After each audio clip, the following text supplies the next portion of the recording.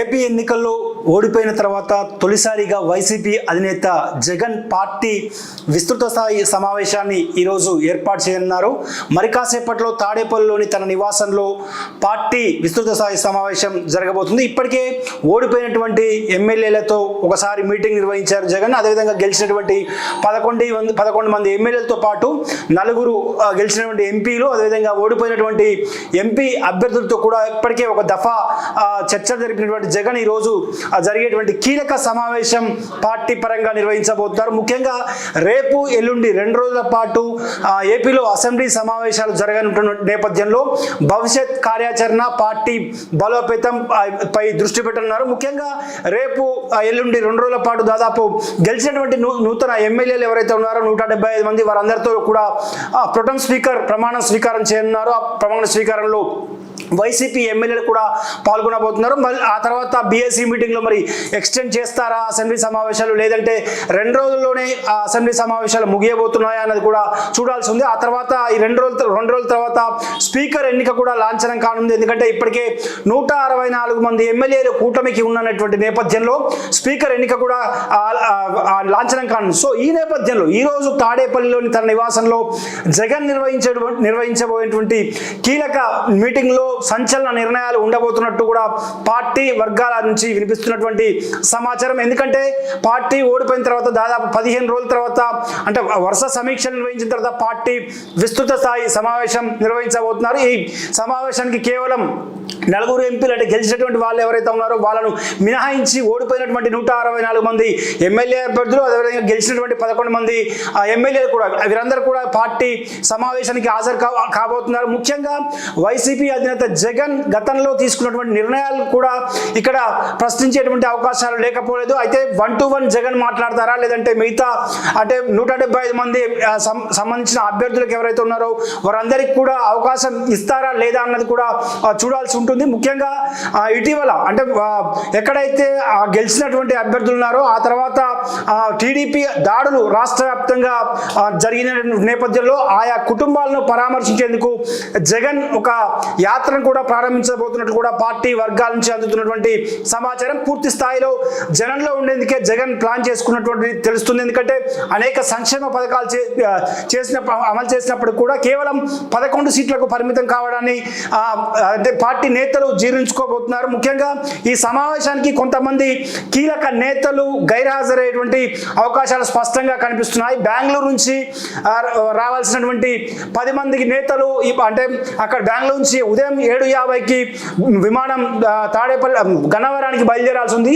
7:50కి ఆ విమానాన్ని రద్దు చేస్తున్నట్టు కూడా బెంగళూరు విమానాశ్రయ అధికారులు ప్రకటించారు. ఈ నేపథ్యంలో అక్కడ ఉన్నటువంటి కీలక నేతలు ఎవరైతే ఉన్నారో మాజీ మంత్రి ఉషా శ్రీచరణ్, అదేవిధంగా చెవిరెడ్డి భాస్కర్ రెడ్డి, రాప్తాడు తోబుర్తి ప్రకాష్ రెడ్డి, అదేవిధంగా మోహిత్ రెడ్డి, వీళ్ళందరూ కూడా అక్కడ బ్రేక్ అయి ఉన్నారు. సో ఇప్పటికే తాడేపల్లిలోని మాజీ సీఎం క్యాంప్ ఆఫీస్ కంటే పార్టీ ఆఫీస్ ఇప్పుడు తాడేపల్లి జగన్ నివాసానికి షిఫ్ట్ అయింది కాబట్టి అక్కడే సమావేశం జరగబోతుంది. కాబట్టి ఆ సమావేశానికి సంబంధించి ఇప్పటికే ఆ సంబంధిత ఇన్ఛార్జీలు ఎవరైతే ఉన్నారో వాళ్ళందరికీ కూడా సమాచారం అందించారు. తాము ఆలస్యంగా వచ్చేటువంటి అవకాశాలు ఉన్నాయని కూడా వాళ్ళు చెప్పుకొచ్చారు. ఈ 10 మంది నేతలపై అనేక రకాలుగా అంటే పార్టీ మారుతారని ప్రచారం జరుగుతున్నప్పుడు కూడా కేవలం బెంగళూరు నుంచి గన్నవరం రావాల్సినటువంటి విమానం రద్దు కావడం వల్ల ఈ 10 మంది కీలక నేతలు పార్టీకి సమావేశానికి ఆలస్యంగా వచ్చేటువంటి అవకాశమైనా ఉంది, లేదంటే గైర్హాజరు అయ్యేటువంటి అవకాశాలు ఉన్నాయి. ఇక ఈ పార్టీలో ఈరోజు జరిగేటువంటి మీటింగ్లో చాలా కీలక నిర్ణయాలు కూడా తీసుకోబోతున్నారు. కొన్ని సంచలన నిర్ణయాలు కూడా ఉండబోతున్నాయని కూడా తెలియబోతుంది. ఎందుకంటే గత 5 ఏళ్లలో జగన్ పార్టీ నేతలను కూడా, అదేవిధంగా పార్టీ ఎమ్మెల్యేలు, పార్టీ ఎంపీలను సైతం కూడా అంటే వాళ్ళకు కూడా సమయం ఇవ్వలేదు. కేవలం సలహాదారుల వరకు మాత్రమే జగన్ వాళ్ళందరినీ కూడా రానిచ్చాడు. ఎవరితో కూడా 1-to-1 మాట్లాడలేదు. అంటే జగన్ చెప్పేటువంటి ధైర్యం ఉన్నప్పుడు కూడా ఆయన కలవడానికి అపాయింట్మెంట్ లేకపోవడంతో చాలా ఇబ్బందులు పడాల్సి వచ్చిందని కూడా అనేక మంది నేతలు కూడా ఇప్పటికే సమీక్షా సమావేశాలు, అంటే గత 3 రోజులుగా అంటే 4న ఫలితాలు వచ్చినాయి. ఆ తర్వాత ఆ ఫలితాల తర్వాత కొంత కొంతమంది నేతలతో జగన్ సమీక్ష నిర్వహించారు. సో ఆ సమావేశంలో వాళ్ళు చాలా కుండబద్దలు కొట్టినట్టు చెప్పుకొచ్చారు. సలహాదారుల వల్లే మనం ఓడిపోయాము, ఎందుకంటే మా నిర్ణయాలు చెప్పలేకపోయామని కూడా వాళ్ళు చెప్పుకొచ్చారు. సో ఈరోజు జరిగేటువంటి మీటింగ్లో ప్రతి ఒక్కరితో జగన్ మాట్లాడించేటువంటి అవకాశాలు కూడా ఉన్నాయని చెప్పి కూడా పార్టీ నేతల ద్వారా మనకు అందుతున్నటువంటి సమాచారం. ఈరోజు మరి కాసేపట్లో ప్రారంభం కాబోతున్నటువంటి సమావేశం సాయంత్రం వరకు జరిగేటువంటి అవకాశాలు చాలా స్పష్టంగా కనిపిస్తున్నాయి. ఎందుకంటే ఇప్పటికే ఎన్నికల ఫలితాలు వచ్చిన తర్వాత వైసీపీ నేతల ఇళ్లపై దాడులు కావచ్చు, వైసీపీ కార్యకర్తలపై దాడులు కావచ్చు, ఇవన్నీ కూడా జరుగుతున్నటువంటి నేపథ్యంలో గతంలో ఓదార్పు యాత్ర జగన్ ఏ విధంగా అయితే నిర్వహించారో అదే తరహాలో ఇప్పుడు యాత్ర ఉండబోతుందని కూడా పార్టీ వర్గాల నుంచి అందుతున్నటువంటి సమాచారం. ఖచ్చితంగా కొంత టైం బౌండ్ ఇచ్చిన తర్వాత, ఎందుకంటే కొత్త గవర్నమెంట్ ఎన్నికై కేవలం 15 రోజులు అవుతుంది కాబట్టి కొంత 5 నెలలు 6 నెలలు సమయం ఇచ్చిన తర్వాత ప్రజల్లోకి ప్రభుత్వ పథకాలు ఏవైతే ఉన్నాయో వాటికి సంబంధించి అమలు చేయకపోవడంపై కూడా వాటికి సంబంధించి ప్రజల్లోకి వెళ్ళాలని, బలంగా ప్రజల్లోకి తీసుకెళ్లాలని జగన్ భావిస్తున్నారు. ముఖ్యంగా వాళ్ళు ఇచ్చినటువంటి 6 గ్యారంటీస్ ఏవైతే ఉన్నాయో ఆ గ్యారంటీస్ కి సంబంధించి కొన్ని విషయాల్లో కూడా ఇప్పటికే చంద్రబాబు 6 ఫైళ్లపై సంతకాలు చేశారు. అదేవిధంగా ముఖ్యంగా వాలంటీర్ల వ్యవస్థ గురించి రకరకాల ఈక్వేషన్స్ ఏపీలో వినిపిస్తున్నటువంటి నేపథ్యం కనిపిస్తుంది. ఇప్పటికే 60,000 మంది వాలంటీర్లు ఇటీవలే ఎన్నికల ముందు రాజీనామా చేశారు. వాళ్ళందరి భవిష్యత్ కూడా ప్రశ్నార్థకంగా మారినటువంటి నేపథ్యం కనిపిస్తుంది. వారందరినీ కూడా విధుల్లోకి తీసుకోబోమని కూడా మంత్రులు అదేవిధంగా టీడీపీ ఎమ్మెల్యేలు చెబుతున్నటువంటి నేపథ్యం కనిపిస్తుంది.